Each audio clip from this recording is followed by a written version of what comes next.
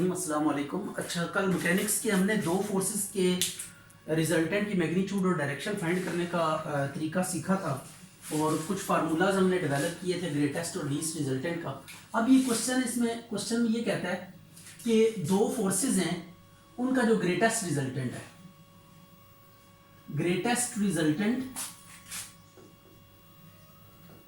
P है और least resultant Q है। अब इसको लेकर कहता है कि find the resultant, find resultant.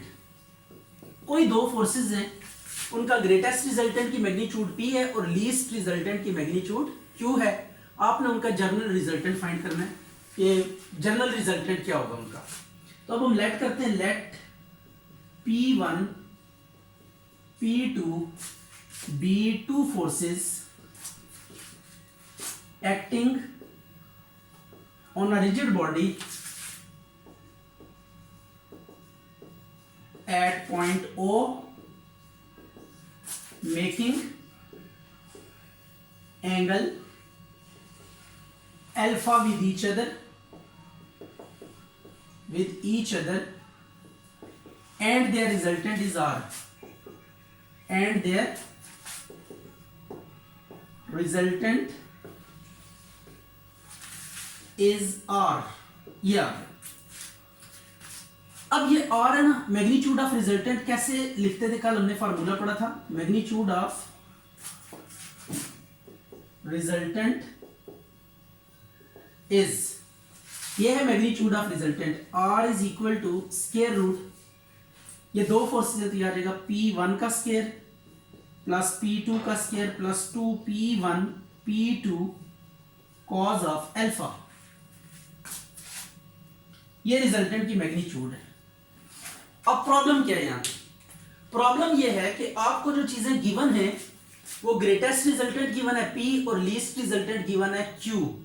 तो जो चीज गिवन होती है आंसर आपने उसमें देना होता है। तो अब ये P1 और P2 क्वेश्चन में गिवन नहीं है, ये हमने लेट किए P1 और P2।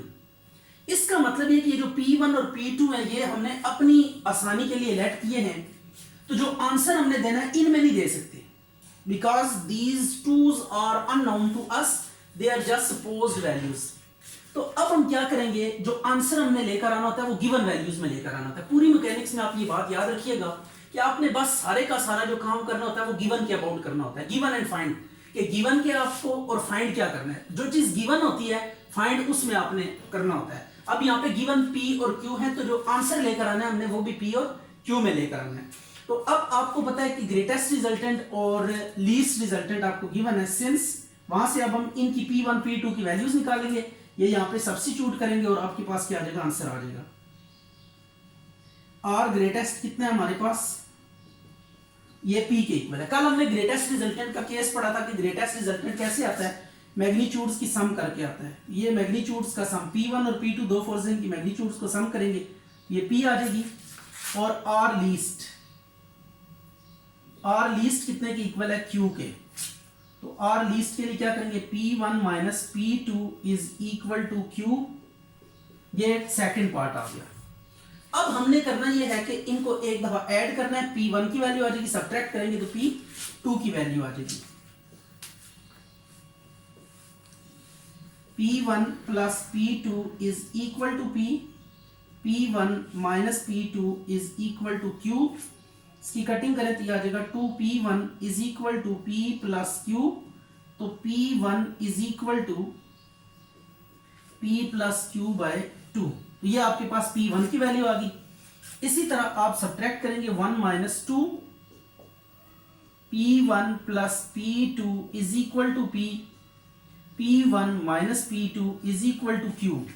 तो आपने अब क्या करना है, इन्हें माइनस करना है, तो साइन चेंज करने पड़ेंगे। P1 से कैंसिल हो जाएगा, 2P2 is equal to P minus Q। 2 को डिवाइड कर दे दूसरी तरफ जाके, P minus Q divided by 2। तो अब ये P1 और P2 की वैल्यूज का 1 में सब्स्टिट्यूट करेंगे और सिंप्लीफिकेशन के बाद आपके पास रिक्वायर्ड रिजल्ट आ जाएगा। तो अब हम यहाँ पे लिखते हैं पुट P1 एंड P2 इन 1, ये 1 में पुट करते हैं। तो ये देखिए सबसे पहले आपने दो फोर्सेस का जो रिजल्टेंट था उसकी मैग्नीट्यूड का फार्मूला लिखा, लेकिन इसमें ये P1 और P2 ये सपोज्ड वैल्यूज हैं, गिवन हमारे पास P और Q हैं, तो ये जो हमारे पास फार्मूला है this is not describing the magnitude of resultant, क्योंकि मैग्नीट्यूड ऑफ रिजल्टेंट हमने गिवन वैल्यूज में लेकर आनी, गिवन वैल्यूज P और Q हैं, तो रिजल्टेंट हमने P और Q में निकालना है। तो उसके लिए आपको क्या करना पड़ेगा, ये हमने P1 की वैल्यू निकाल ली, P2 की value in terms of P and Q निकाल ली।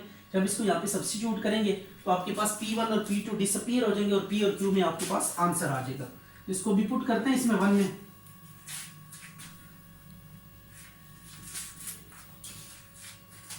तो दिस इंप्लाइज, ये से आगे स्टेप है R is equal to P1 की वैल्यू पुट करते हैं P plus Q divided by 2 का square, P minus Q divided by 2 का square plus 2 into P plus Q divided by 2 और P minus Q divided by 2 cause of alpha. ये आपके पास आ जाएगा। इसको सिंप्लीफाई करते हैं, स्क्वायर्स के फार्मूलाज ओपन कर दें, P का स्क्वायर प्लस Q का square plus 2PQ plus P का स्क्वायर प्लस Q का square minus 2PQ plus 2 into P square minus Q square cause of alpha divided by 4। ये एलसीएम आ गया सबके नीचे 4। अब ये 2PQ से कैंसिल हो जाएगा, P square plus P square कितना हो जाएगा, यह आ जाएगा 2P square plus 2Q square plus 2P square cos alpha minus 2Q square cos alpha divided by 4। अब एक काम करें, इन P स्क्वायर वालों में से P स्क्वायर कॉमन ले लेते हैं और Q स्क्वायर वालों में से Q स्क्वायर कॉमन ले लेते हैं। जस्ट ये सिंप्लीफिकेशन है, वैसे आंसर तो हमारा ये आ चुका है, ये हम सिंप्लीफाई करके एक स्टैंडर्ड फॉर्म दे रहे हैं। तो ये अब आ जाएगा आपके पास 2P स्क्वायर कॉमन ले लें तो 1 plus cos alpha, Q square common ले लें 1 minus cos alpha divided by 4।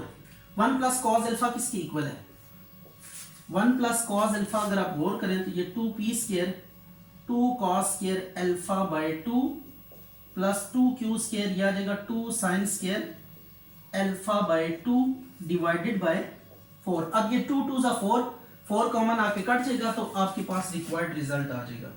ये रिजल्टेंट आ गया कब, जब आपके पास दो फोर्सेस का लीस्ट और ग्रेटेस्ट अवेलेबल हो, तो आप स्ट्रेट अवे क्या कर सकते हैं, मैग्नीट्यूड ऑफ रिजल्टेंट फाइंड कर सकते हैं। तो this is new formula, when आपको मैक्सिमम और लीस्ट रिजल्टेंट गिवन हो तो आप इस फार्मूले की मदद से magnitude of resultant find out कर सकते हैं।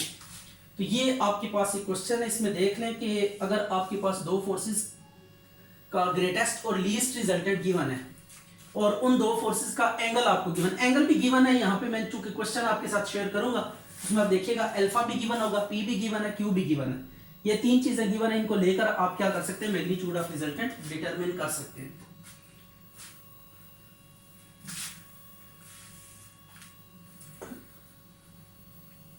अच्छा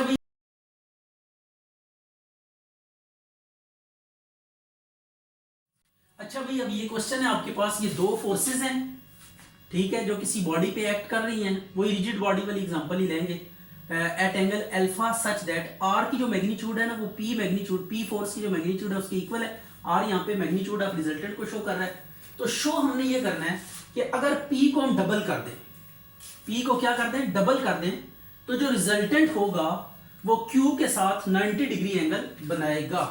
तो मतलब अगर आप रिजल्टेंट को रिस्ट्रिक्ट करना चाहते हैं कि वो किसी फोर्स के साथ क्या करे, 90 डिग्री एंगल बनाए, तो उसके लिए दो कंडीशन आपको इंपोज करनी पड़ेगी कि एक तो रिजल्टेंट की मैग्नीट्यूड जो फोर्स P है उसकी मैग्नीट्यूड के इक्वल होनी चाहिए, और सेकंड चीज कि आपके पास क्या होना चाहिए, जो P को डबल करेंगे तो देन जो रिजल्टेंट होगा वो दूसरी फोर्स के साथ एंगल 90 डिग्री बनाएगा। तो अब यहाँ पे एंगल की बात हो रही है, सबसे पहले मैग्नीट्यूड लिखेंगे, सिंस आपको पता है आर मैग्नीट्यूड का क्या फार्मूला है, ये फार्मूला है P square plus Q square plus 2PQ cos of alpha.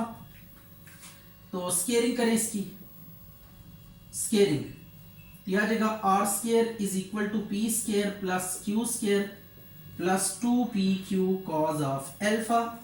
अब when P is equal to R या R is equal to P, तो इधर P पुट कर दें, 2PQ cos ऑफ अल्फा, तो P से कैंसिल हो जाएगा और Q आप कॉमन ले लें, तो Q plus 2P cos alpha is equal to 0। Q force तो 0 नहीं हो सकती, तो this implies Q plus 2P cos alpha is equal to 0, ये चीज आ जाएगी 0 के इक्वल। अब आपने जो कल पढ़ा था एंगल का फार्मूला आपको याद होगा, phi is equal to tan inverse Q sine alpha P plus Q cos alpha, this was formula. लेकिन ये जो फाई है ये आपने याद रखना है कि जो फाई हमने कल लिया था वो P और किसके दरमियान लिया था, रिजल्टेंट के दरमियान, P और ये रिजल्टेंट से R है, तो इनके बीच में ये एंगल फाई था। लेकिन आज जो रिजल्टेंट का एंगल हमने फाइंड करना है वो Q के साथ फाइंड करना है। P is double, R is at right angle to Q, Q के साथ एंगल फाइंड करना है। तो इसका मतलब यहाँ पे P की जगह पे कौन आना चाहिए, Q। तो जब P की जगह पे Q करेंगे और फिर P कहीं यहाँ पे आ जाएगा, तो इसका मतलब हर चीज उलट जाएगी। तो इस फार्मूले में जहां पे Q है वहां पे P आ जाएगा और जहां पे Q है वहां पे P आ जाएगा। ये Q और P को आप क्या कर दें, रिप्लेस कर दें, क्योंकि अब एंगल चेंज हो गया। कल P के साथ हमने डेरिवेशन की थी, लेकिन यहाँ पे एंगल किसके साथ गिवन है, Q के साथ। तो सो ये फार्मूले में जहां पे P है इंटरचेंज हो जाएंगे, P की जगह पे Q, Q की जगह पे P आ जाएगा। अब इसके बाद आपने क्या करना है, when P is doubled, when P is doubled, P को डबल कर दें, तो phi is equal to tan inverse, जहां जहां P है वहां पे 2P लिख देते हैं, sine alpha Q plus 2P cos alpha, ये आ गया। अब Q plus 2P cos alpha की वैल्यू हमारे पास अवेलेबल है, Q plus 2P cos alpha किसकी इक्वल है, 0 के। तो इसकी जगह पे हम क्या पुट कर देते हैं, 0 वैल्यू पुट कर देते हैं। तो phi is equal to tan inverse 2P sin alpha divided by 0 using 1। तो अब समथिंग ओवर 0 किसकी इक्वल होता है, समथिंग ओवर 0 इक्वल होता है आपके पास इंफिनिटी के, and tan inverse infinity is what pi by 2, hence required. तो यही हमने प्रूव करना था कि जो Q का एंगल होगा R के साथ वो 90 डिग्री होगा। तो इसको 90 डिग्री भी लिख सकते हैं, पाई बाय 2 या 90 डिग्री, मेक्स नो डिफरेंस। तो ये अब आपने क्वेश्चन सीखा कि इसमें आपके पास दो कंडीशंस गिवन थी, एक तो रिजल्टेंट की मैग्नीट्यूड फोर्स P के इक्वल होनी चाहिए, और सेकेंडली P को अगर हम डबल करेंगे तो देन Q जो रिजल्टेंट के साथ एंगल बनाएगा वो उसका डबल हो जाएगा।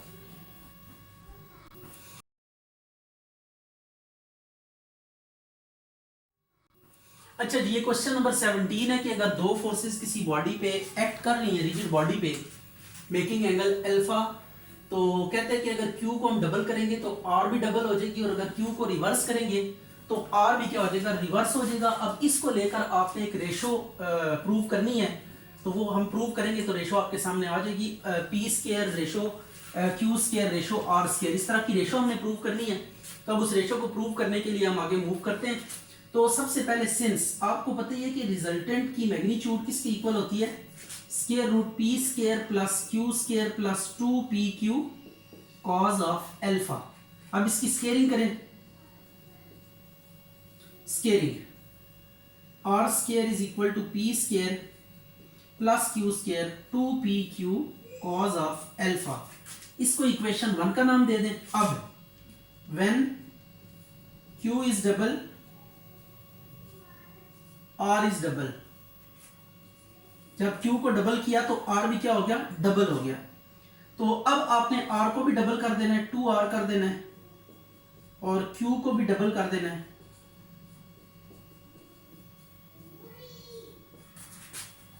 cos alpha. यह आ जाएगा 4R square is equal to P square plus 4Q square plus 4PQ cos of alpha. Right हो गया, इसको इक्वेशन 2 का नाम दें। अब दूसरा केस हम यूज करते हैं, when Q is reversed, when Q is reversed R is again doubled. तो अब रिजल्टेंट को डबल करना है और क्यू को रिवर्स करना है, तो ये आ जाएगा 2r का square p square plus into minus Q square plus 2p minus Q, Q को रिवर्स करना है साइन चेंज करके, कॉस अल्फा, यह आ जाएगा 4r square p square plus Q square minus 2pq cos of alpha, इसको 3 का नाम दे देते हैं। अच्छा, अब हमने जो रेशो डिटरमिन करनी है ना, वो p q और r के बीच में, उसमें अल्फा एंगल आपको नजर नहीं आ रहा, तो हम कुछ ऐसा करेंगे कि ये अल्फा डिसअपीयर हो जाए पहले। तो पहले हम 1 और 3 को ऐड करते हैं, 1 प्लस 3, 1 और 3 को ऐड करें तो ये आपके पास आ जाएगा r square is equal to p square plus q square plus 2pq cos of alpha, और 4r square is equal to p square plus q square minus 2pq cos of alpha. तो इसको हम क्या कर रहे हैं, कैंसिल आउट कर रहे हैं, ये आ जाएगा 5r square is equal to 2p square plus 2q square. तो ये हमने रिवर्स वाला केस यूज किया, और इसके बाद आपके पास एक एक्सप्रेशन डेवलप होगी which is like this, 5r square is equal to 0। इसको हम नाम दे देते हैं a का, इसकी आगे जरूरत पड़ने वाली है। अब हम क्या करने लगे, ये जो आपके पास इक्वेशन 2 है, इसको और इसको 2 से मल्टीप्लाई कर देते हैं 3 को, और फिर ऐड कर देते हैं इन दोनों को, तो ये 2 प्लस 2 इंटू इक्वेशन 3, तो 2 इक्वेशन लिखे 4r square is equal to p square plus 4q square plus 4pq cos of alpha, और नीचे आ गया 4r, इसको मल्टीप्लाई करें 8r square 2p square plus 2q square minus 4pq cos of alpha.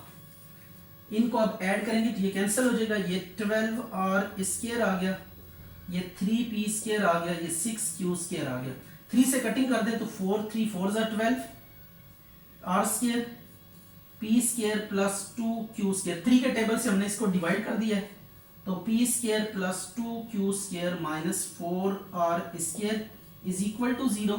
इसको हम नाम दे देते हैं इक्वेशन b का। अब इन दो इक्वेशंस को हम सॉल्व करके जो रिक्वायर्ड रेशो है वो डेवलप करेंगे। तो अब देखते हैं कि वो रेशो कैसे एस्टेब्लिश होगी।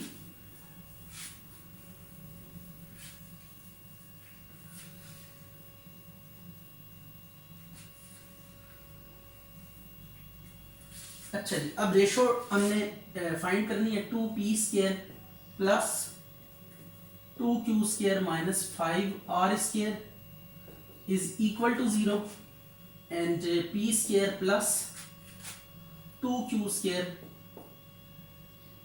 Minus 4r square is equal to 0। ये मैंने दोबारा a और b को लिखा है, a एंड b इंप्लाइज, ये a और b को दोबारा लिखा है। अब यहाँ पे ना एक फार्मूला है, आपने ज़रब चिल्ली पाई मेथड पढ़ा होगा एलिमिनेशन के लिए, कि किसी खास एक्सप्रेशन को एलिमिनेट करना हो तो आप ये यूज करते हैं,